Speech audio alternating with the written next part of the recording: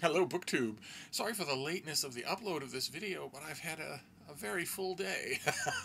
I not only had uh, a ninja deadline sprung on me at the last minute, literally this morning, uh, that requires quite a bit of research in order to write. The writing will, as always, be a downhill slalom, but the research will take some time.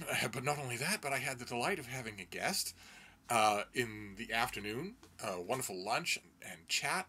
And then, unbeknownst to me, I had a second guest. A teenager who is currently camped out on my other computer. For, who knows how long. It being a Saturday night, I imagine I will lose him fairly soon.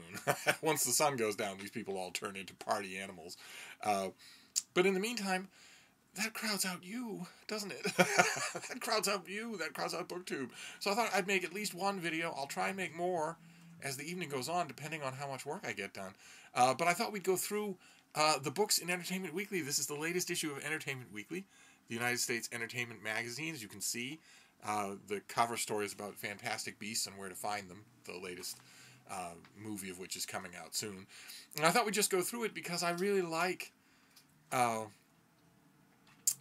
examining the book coverage of Entertainment Weekly. They don't need to do any book coverage at all, and yet they do it steadily. And it doesn't take much thumbing through the magazine to realize why they do it steadily. Because the entertainment world might disdain books, but it's saturated with them in terms of content.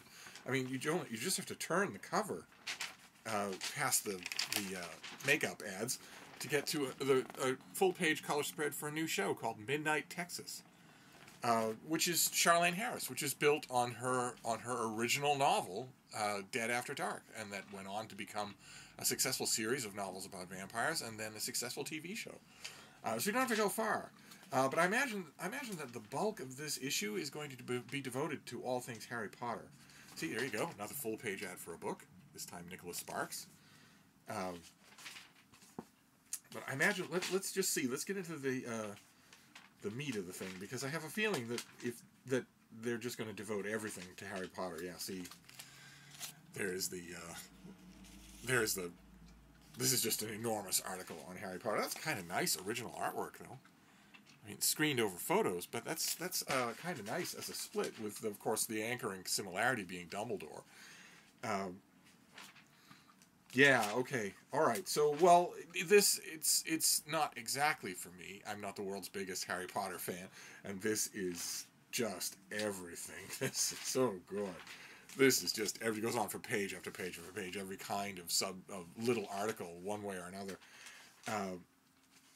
Which, I'm just going to page through these things here. It doesn't really work for me, except to prove my overall point, which is that books saturate Entertainment Weekly. They really ought to double their book coverage. They really ought to. I would be willing to bet that they wouldn't get a single nay vote from any of their readers if they did that. And I'm guessing that they could pay fairly well. So they'd probably get really good people to do it. I think they ought to. See, here you go. There's a little sidebar on translating Harry Potter into other languages.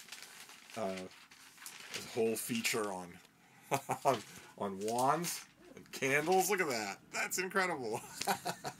Alright, so this is a Harry Potter fan's dream, and then it ends. Then what have we got here? Okay. Alright, well, this next one, the next long article doesn't have anything to do with books, but it does have to do with TV that you have seen. The great Susan Harris. She was the presiding comic genius behind the last few years of All in the Family, behind Maude, behind Soap, behind the Golden Girls. She was the divine creating force behind the Golden Girls, which everybody seems to love now. And it's at a time when that just didn't happen, when women just didn't do that sort of thing. It's kind of, her story is kind of amazing. It's great to see this a double-page spread here. That's wonderful. She's interviewed about the Golden Girls. The Golden Girls' active sex lies sometimes raised red flags for NBC censors, but Harris recalls winning most of the battles, and then we cut to her talking with her interviewer about it. Listen, the show was so successful, we had a lot of leverage. Paul and Tony said, we'll do the meetings with the networks, you just go home and write. Because I just had no patience with them. It was always somebody from corporate giving his opinion on what should happen, and I really had no use for it. Way after Golden Girls, I had a show called The Secret Lives of Men. The network representatives came down to give notes, and I said I refused to take notes from somebody I drove in the carpool. And it was true. She'd gone to school with my kids, and I drove the carpool. And I said, I'm not taking notes from her. Tell me you wouldn't read a memoir from such a person. Then we have the movie coverage, First Man and The Hate You Give, which is based on a book. Beautiful Boy, which is based on not one but two books. There's Melissa McCarthy in Can You Ever Forgive Me? A weird movie for her. It's totally against type. She plays a down-on-her-luck woman whose books don't sell and who decides to embark on a freelance career forging letters from famous writers. I watched the screener for it expecting... Well, you know what to expect from something like this, right? When a star who is extremely talented in one kind of thing tries to branch out to another kind of thing, the results are often disastrous. What have you got there, Bean? Oh, Frida.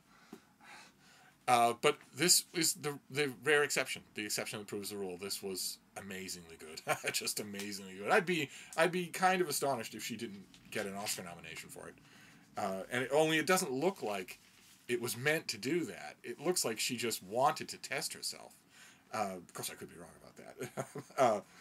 But anyway, if we move all the way back, past all the rest of the stuff, all of the cool stuff, we will eventually, if we keep going, get to... Oh, look at that. Color ad for What If It's Us. Oh, my.